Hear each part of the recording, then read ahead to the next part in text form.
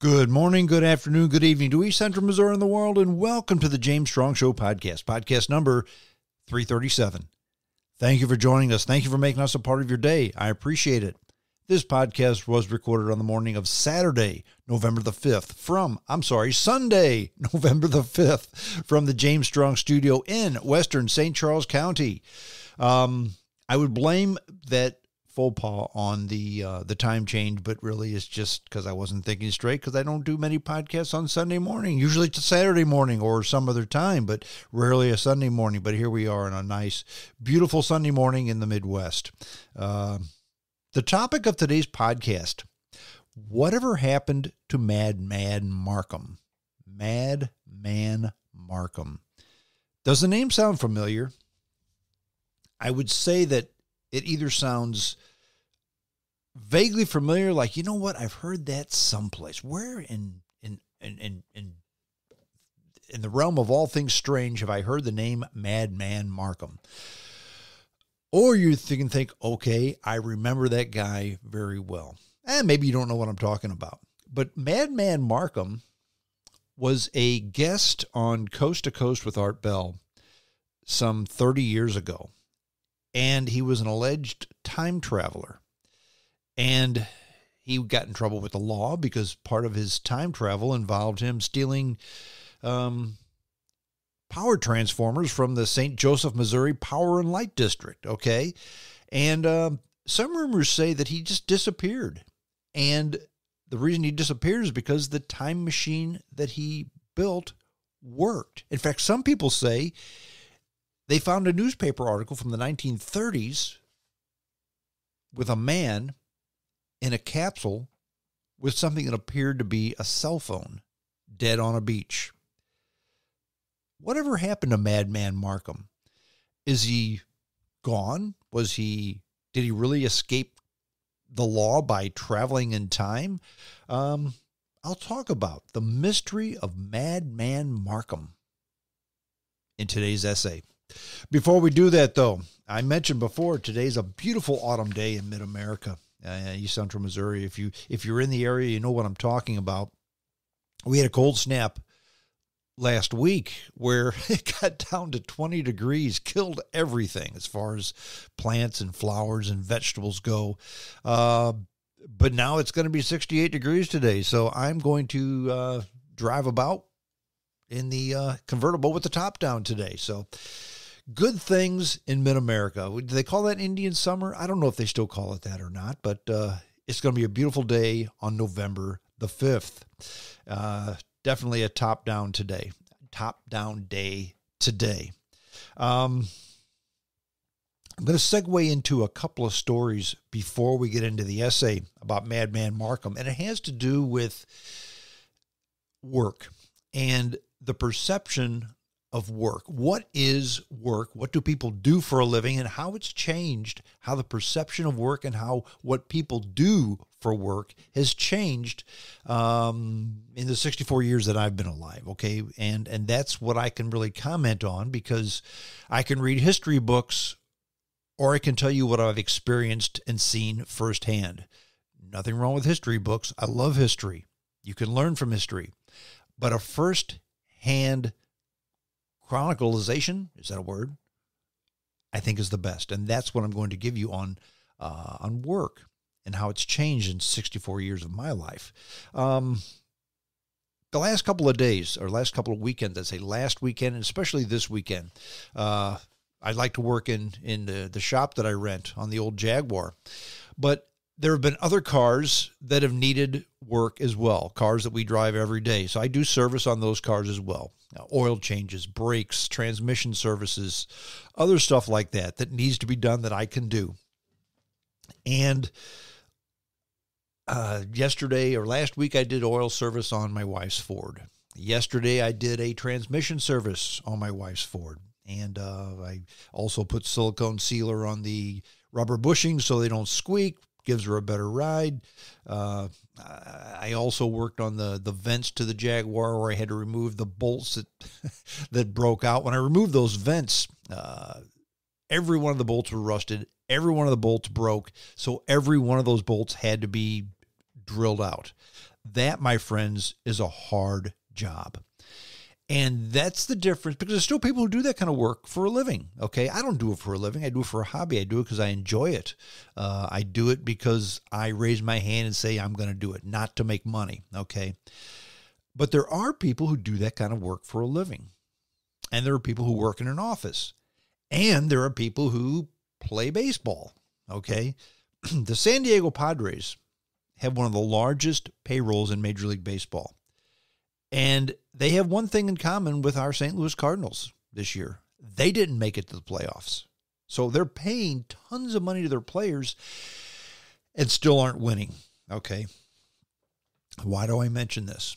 Because they're always saying, well, these ball players aren't worth this kind of money. I would say that anybody is worth any money that an employer pays them. That includes a ball player who gets paid $15 million for being very mediocre or less so, because nobody put a gun to the Padres' head and said, hey, pay this ball player who's not very good a king's ransom to play. Why is that relevant? Well, the San Diego Padres had to borrow $50 million to make payroll.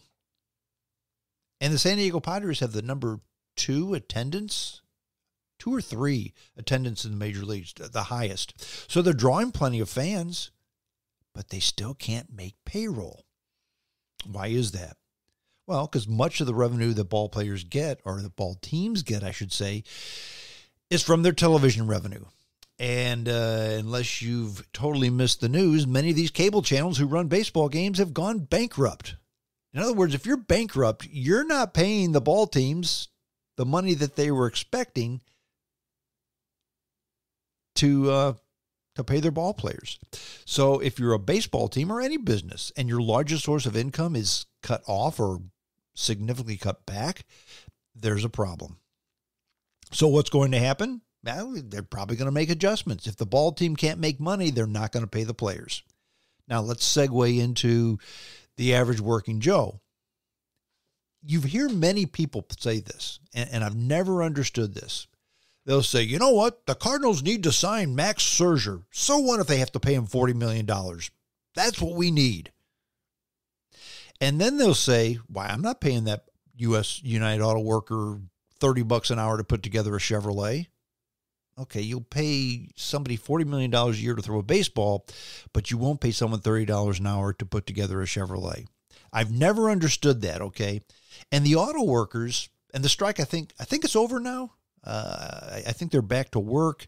The unions and the big 3 automakers here in the U.S. Have agreed to terms, but I don't think the contract is signed. But I think it's going to sign. I think it's just a matter of semantics. Anyway, the strike is all but over. And the reason the auto workers got what they wanted is because the auto companies decided they could afford it. That's the simple math of it, okay? You can say they're getting paid too much. You can say they're not being paid enough. They reached a compromise, and they're back to work, because that's the way business works, okay? If the employer can't pay the employees, he's not going to pay them, because they're going to go broke. Now, let's segue into manual labor. And when I say manual labor, I mean where you are physically exerting yourself doing labor. Not that sitting at a desk looking at a computer is not labor, because it certainly is.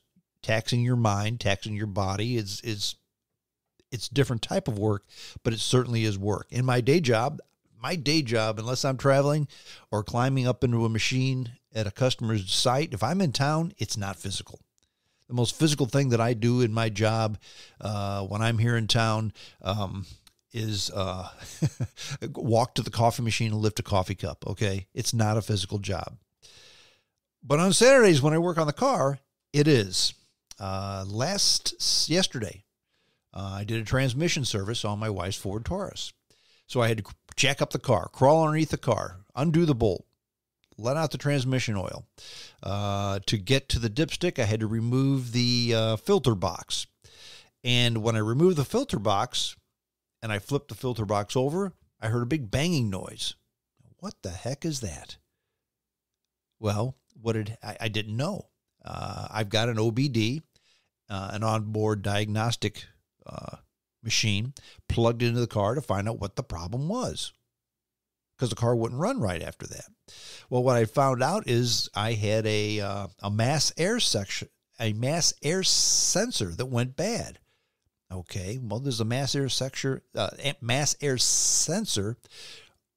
near the air filter. Well, what had happened then is what I figured is when I removed that box and moved the filter, a wire came loose. When the wire came loose, it disconnected the mass air sensor.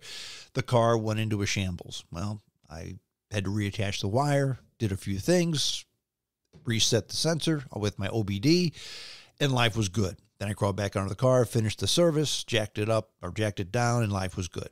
Now, why do we even bring this up? Because I do this as I guess you'd say a hobby. It's just what I do. Okay. I've always worked on cars, and as cars get more difficult, you have to expand yourself. It used to be you had to know how to set points on a car. You had to need to know how to change set the carburetor. Now you have to have an OBD, an onboard diagnostic unit, to plug in to find out what's going on with the car because they're so complex. But you can buy these units and you can still fix cars. So it takes a little bit of brains, takes a lot of equipment, takes a lot of tools, and it is a physical demanding job.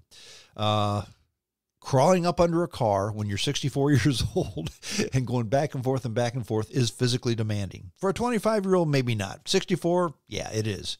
That was during the morning. During the afternoon, I had a drill motor where I cut the broken bolts out of a vent unit for the old Jaguar. That was a physical job because I had to take my drill motor, put drills in it, and put them in a vise and physically exert pressure to take these things out. Friends, at the end of the day, my back, my legs, and my arms were tired because I spent 6 hours doing physical labor, okay? Now, office workers versus manual labor, okay? It's different. It's a little bit different. In fact, it's a whole lot different. Now, there are a lot of people who work in an office who physically cannot do physical labor because, well, for whatever reason. There are also people who work physical labor jobs who cannot do jobs where they sit at a computer because they're not made up for that type of work either. And when you get to a point where you can't do your job anymore, but you haven't reached retirement age, there's a thing called disability. And I've always had a interesting opinion on being disabled. And I say disabled in air quotes.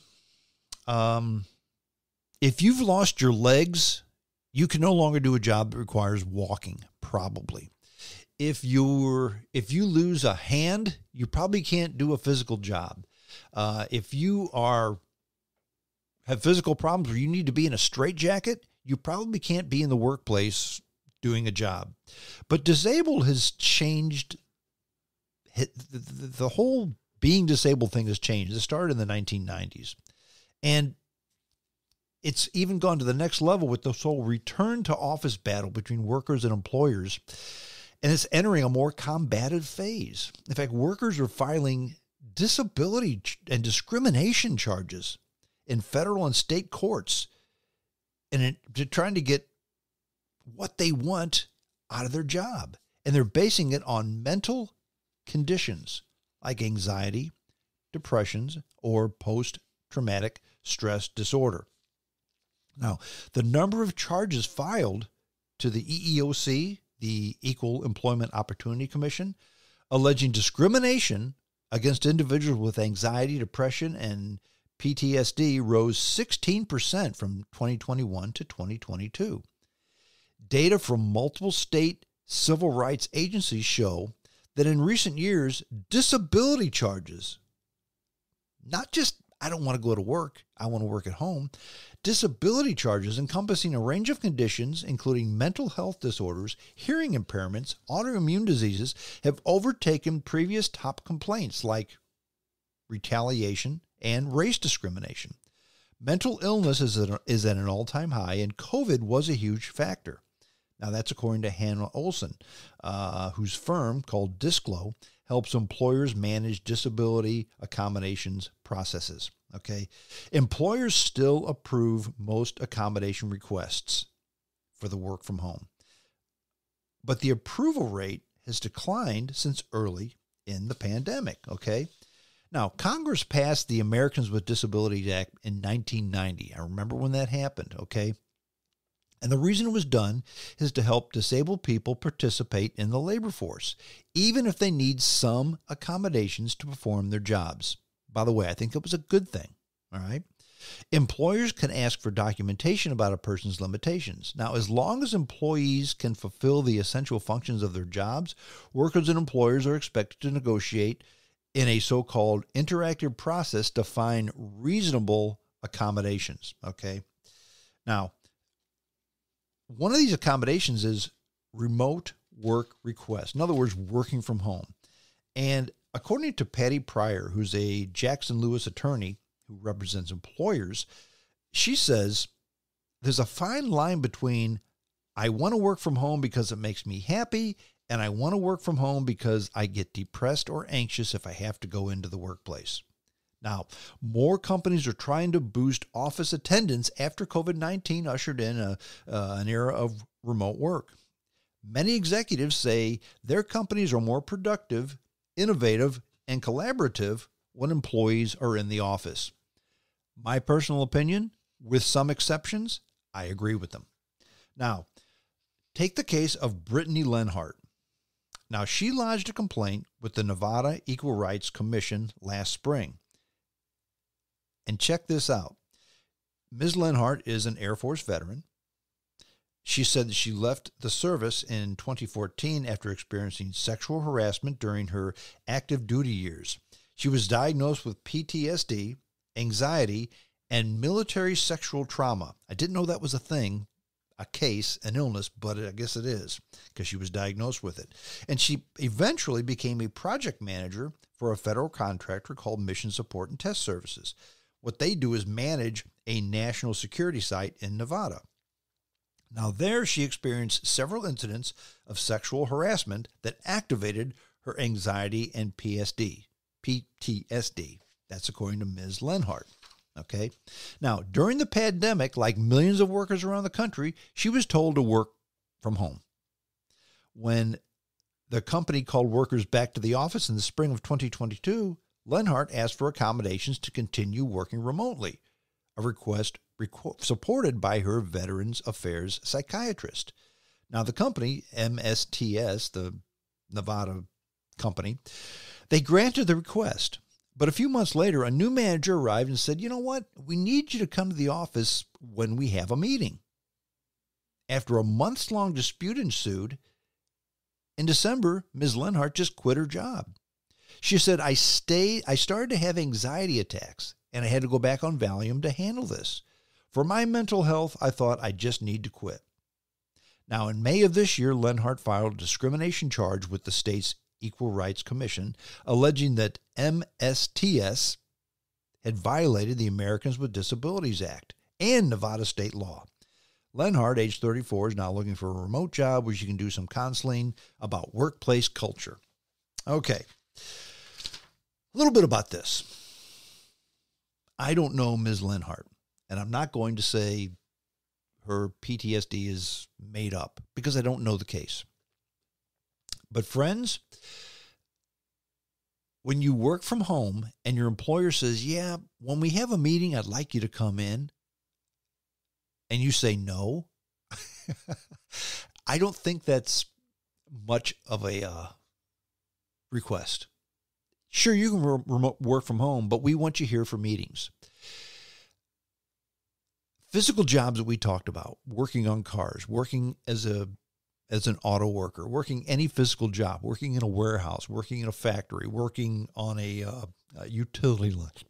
You can't do that job you can't work from home doing that job, okay? Some jobs you can. Many jobs it doesn't matter. But at the very least, you need to have a team-oriented atmosphere and work as a team. And that's any job, whether it's a blue-collar or white-collar job. If you're not part of the team, it's not going to work. Okay. And the American with Disabilities Act back in 1990, that was what, 33 years ago? I don't think that I think it was to accommodate people. Let me give you an example. I know a young man who is legally blind, He works in a warehouse. To accommodate him, the employer has given him a very big screen to look at. It's a real big screen, so he can see what he needs to do. And he's a good employee. He's productive. And because of the Americans with Disability Act, they bought him a screen. Now, was that expensive? Sure. But that's okay because they accommodated him. If they gave him this, he can now contribute. And everybody's happy. He's making a wage. They have a productive employee because they did this. Saying I'm too anxious to come to work for a meeting, friends, you can't be doing that type of work. That would be like saying, you know what? I want a job as a lineman, but I'm not going to climb a telephone pole. Well, if you're going to be a lineman, you got to climb a telephone pole, all right? If you absolutely positively cannot even come into work for a meeting, you need to find another job. And that's how things have changed. Less and less people do blue-collar jobs. Less and less people do physical labor. And again, I'm not saying that if you're not busting your knuckles and getting your fingernails dirty, you're not working. I'm not saying that at all. Because my day job where I make most of my money, I don't do that very often. I'm a salesman. Now, I install the stuff I sell, and in those instances, I do get dirty. But I would say I turned wrenches on my day job last year or this year, I'll say, probably 4 weeks a year. So what? Of the 365 days of the 52 weeks, probably 3 of those weeks I turned wrenches. So for the vast majority of what I'm doing, it's a white collar job with occasional blue collar needs. If I told my employer, you know what, I'm not going to install the equipment I sell. I'm not going to come in for meetings. I'm not going to visit customers. I'm just going to work from home and call customers on the phone. They would smile and say, sorry, Charlie, that's not what we need for this job. Things have changed. People need to realize that going to work is not just pulling a lever and collecting a paycheck. It's giving your employer something they can use so they can make X and pay you something over X. In other words, if they're going to make $25,000 a year off of you, they got to pay you something less than $25,000 a year, or they're going to wind up in the red, and they got to wind up in the black. It's changed. It's changed a lot, but that's just how life is. Life is part of change. Speaking of change, let's get into my essay. Whatever happened to Madman Marcum? Madman Marcum, who the heck was he? I'm going to tell you. Back in 1995, there was a guy on the radio named Art Bell, and I've talked about him many times. Most of you listening to the sound of my voice have either heard me talk about him, have listened to him, or you probably know who he was. He's dead now. But he was a guy who founded Coast to Coast, a radio show on in the middle of the night that talked about paranormal, conspiracy theories, etc. Very, very entertaining. In fact, I was a big-time conspiracy theorist in the time of Art Bell. Not so much anymore. Because now conspiracy theories have become almost reality. The last couple of presidents we've had are either senile, insane, or something in between, or both, okay? So when you have conspiracy theories about people who don't know what day we're in or are probably insane, you can make up anything that you want because there's a real good chance that it's true. But let's go back to Madman Marcum and who he is, what he's all about, and why I was fascinated with him. In fact, he was an urban legend. And some urban legends are just extraordinary. In fact, this guy was very extraordinary. He was from Stansbury, Missouri, okay, so the western part of the state. But he called into Coast to Coast with Art Bell back in 1995. His claim on the open line, he said, look, I've invented a time machine. And then he disappeared. So what did people think? Exactly. Madman Marcum talked about his experience with industrial power transformers and his attempt to build a time machine with Art Bell back in 1995. Marcum explained that he took 6 transformers to power a time machine. Said he stole them from the St. Joseph Light and Power Generation Station in King City, Missouri. Now, here's where it got interesting. A 1995 report from the Stansbury Police Department confirms that, yeah, Marcum did steal 6 transformers. He really did it. He stole 6 transformers from the St. Joseph Light and Power Station. In fact, a police report states that they were power transformers placed in different parts of his home. In the bedroom, in the back of the house, and they had 4 different sizes. The back porch even had one collected to the electric fuse box. And there were lines leading to something resembling a TV antenna. Okay. In the dining room of Marcum's house, there was a small plastic trash can and a coffee can filled with oil from one of the transformers. Now, the report mentions that the dining room transformers had actually been repurposed into a piggy bank and they were filled with coins. Marcum was arrested and spent time in jail. He then called Art Bell back and said he believed that he may be able to avoid prison by claiming that this was a time machine. Now, during his second appearance on Coast to Coast, this was in 1996, Marcum stated that he was 30 days from finishing his legal time machine. In other words, he built another one, but not out of stolen transformers. This time, he said he wasn't going to steal any material.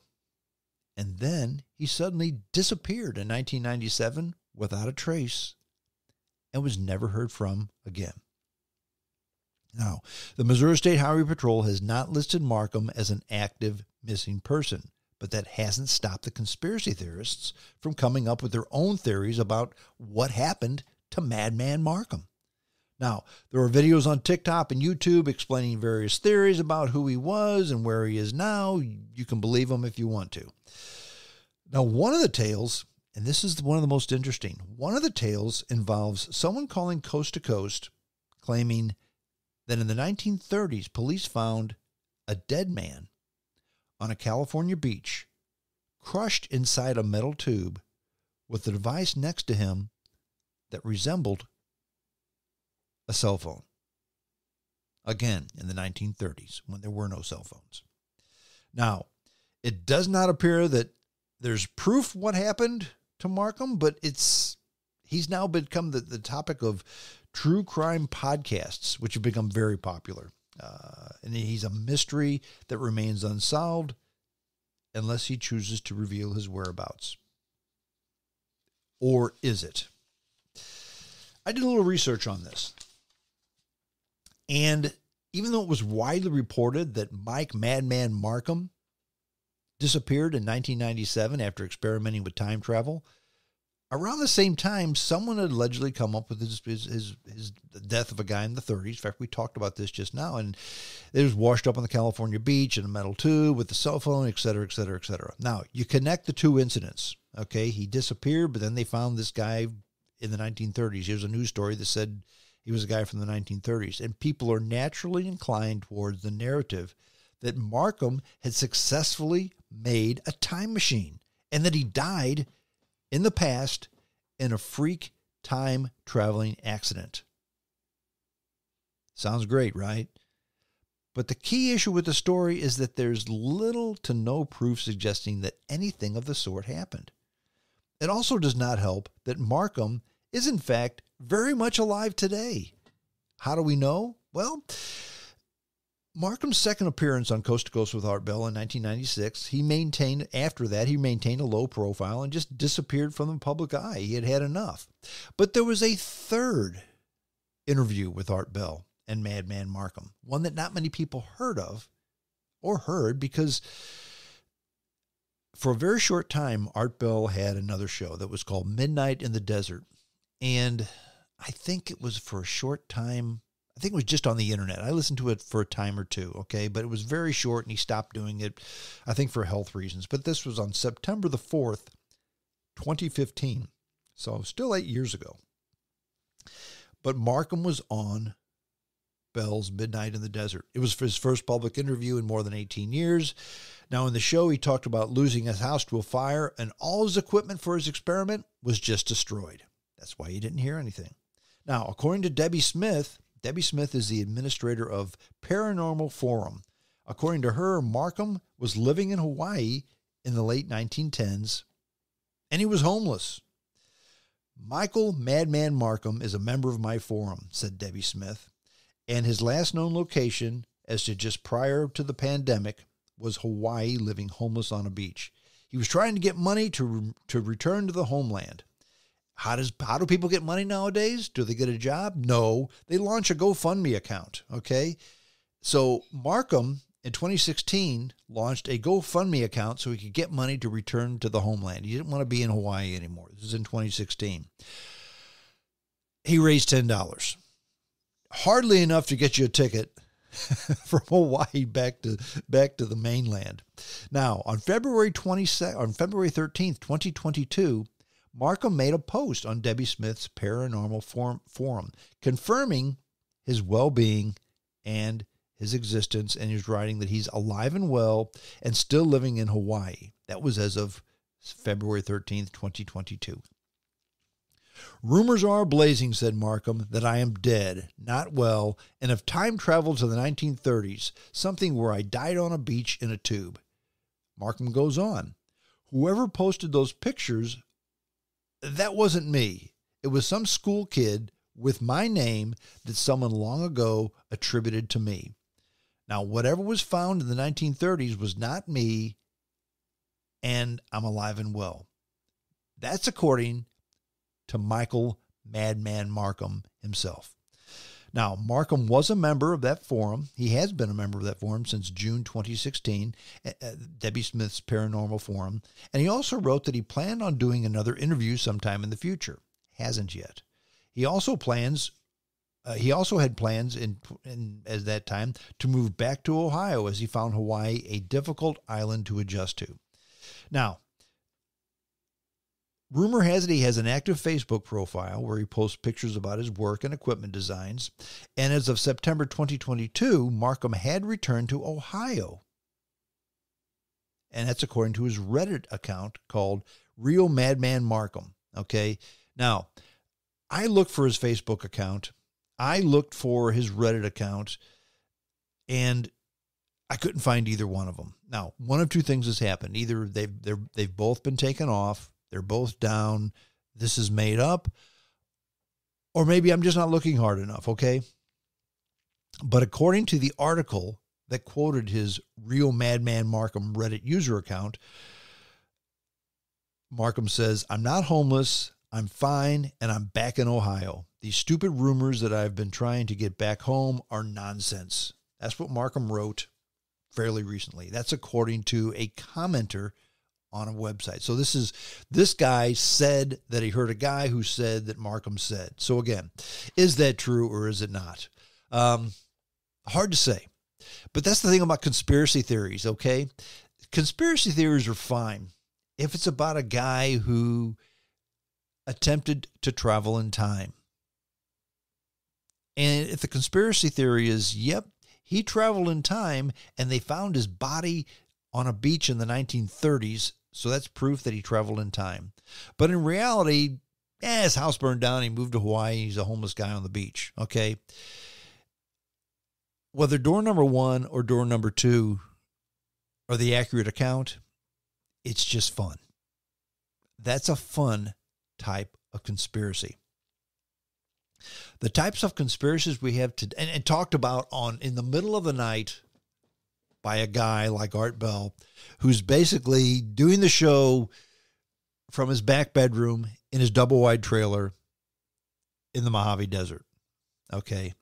There's a difference between a guy like Art Bell and Madman Marcum conspiracies and a guy like... Actually, I'm going to use Tucker Carlson as an example. To me, Tucker Carlson and many broadcasters, and not just the conservative ones, the liberal ones as well, they tout themselves as news sources, and they're not news sources. They're Art Bell, except for they're not entertaining. George Soros, if we don't do something tomorrow, George Soros is going to turn everybody in the United States into COVID mask wearing robots, and he's going to steal all of our money. Okay, that would be a conspiracy theory. I'm making this stuff as I go along, but really it's not too far-fetched. Or it's the Republican Party wants to go ahead and turn the United States into a right-wing Nazi neo-Christian organization that's going to kill every Muslim in this country and make everybody belong to some reformed, made-up Protestant church, okay?